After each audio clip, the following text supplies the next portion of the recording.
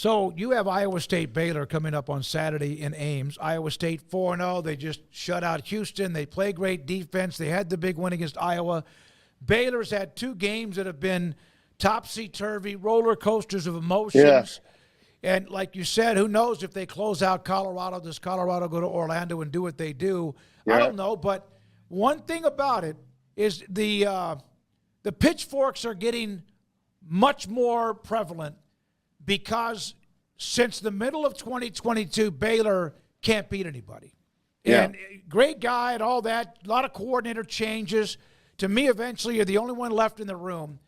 right. Everyone likes him, but you have to win, Tim, Yes, in college yes, football yes. with the money the way it is. Right. And they had a brilliant second half. I mean, I really did think they were going to come back and win that game against BYU. I watched a good bit of it. I was impressed with the quarterback. You've got the tools at the skill positions. You got receivers that managed to get open. It's not like, I mean, I saw some guys that were missed, yeah, but they were there. They were open. Uh, Coordinator change really does affect teams a lot. I think it's affected Dave's team a lot, and it's also affected Lance Leipold's team at Kansas a lot. Andy Kotelnicki leaving for Penn State was devastating for KU. I mean, devastating. They're sitting 1-4 right now, fellas, and that was a team that I thought could really compete for the Big 12. I thought, if Daniels just stayed healthy, if he stayed upright, that they had what it took. The defense had improved. The offense had better personnel. They had some, fifth-year guys. The running back is dynamite. The Kansas's own back there. Neal is tremendous talent. And they're sitting at 1-4.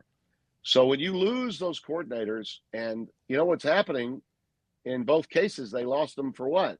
This kind of cheese. A guy like Kotelnicki is not going to be able to make at Kansas what he can make at Penn State. And if he does well, he might be able to write his ticket into the NFL or, a head coaching job if he wanted to.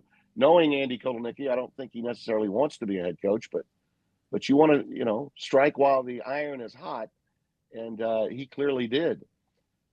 Baylor, to me, can turn it around.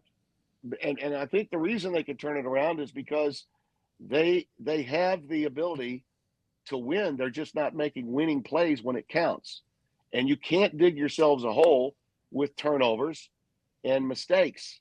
And they've had a lot of both.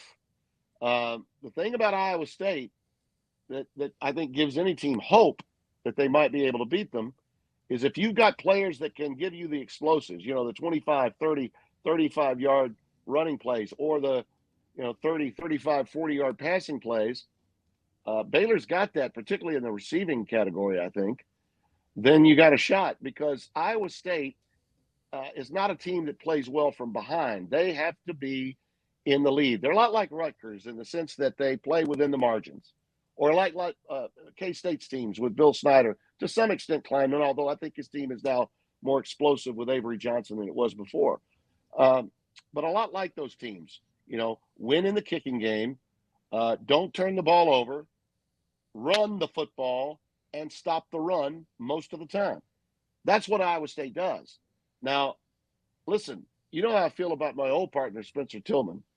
He said to me after this game with Houston, he had the game on Saturday, and it was a shutout. And Iowa State's defense was really good. It's not like Houston did have a chance to score. They did, and they stopped them in the red zone each time. Turnovers were a problem, yeah, but that's what Iowa State does as well. Their linebackers are really good, as well as that secondary of theirs. They always have great safeties. But he said to me that he sees in Iowa State, especially with the veteran leadership on the defensive side of the ball, he sees in them what he saw in Washington last year. Now, we did the game with Washington and Stanford. Stanford had a chance to win that game until the late stages of the third quarter, early fourth. And he came away telling me and my crew, guys, I think they're going all the way. I think they'll beat Oregon twice. I didn't believe him. I thought Oregon would win both times they played UW, and they didn't. He thinks Iowa State can win the Big 12 and make it all the way because of the way they play, make it all the way to the championship game. Would that be a shock? Man, no. But I mean, Yeah. it Yeah. could happen. It could. But I still think they're beatable. I still think if you're a coach in the Big 12 and you're going on the road to play an undefeated team, who would you most like to play? I think Iowa State's that team if you feel like you can score touchdowns, you know?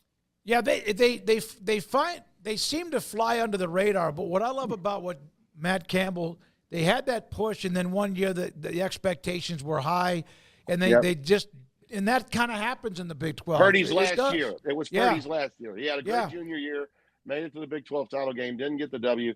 Then the following year, the great expectations, and they leveled off. And of course, then they dropped off in talent.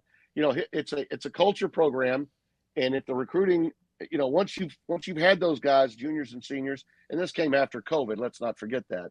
Then you know there's a talent discrepancy between your senior class and your freshman class, and maybe you're a team filled with no sophomores and juniors. Okay, so you're either really young or really old, and sometimes those teams don't mesh, and you have an awful year. That's what happened to them in 22 when TCU made it all the way to the championship game, and they flattened out. But rest assured, about every 3 years, Iowa State's going to be, you know, like Iowa in the Big Ten, you know, good enough to win 10, 11 games. And I think with Becht is a really good quarterback. And in Farmageddon, we discovered in that snow globe game at the end of last season why those kids, Sanders and the other kid, we found out why they transferred. Okay, Sama Abu. He's an unbelievable back too. That kid, breakaway ability, stud in every respect, and that's one of the reasons why you really got to keep an eye on them. They're 16 now, right? They're 16 now. Yep. They continue to matriculate up slowly and quietly. They may be a really tough out, but you know they still got to win a Big 12 championship. So it's not like you can just win the regular season. You got to win the Big 12 title. I don't think Iowa State's the kind of team that would get an at-large entry. You know, they got to go and win the whole thing. That means go undefeated.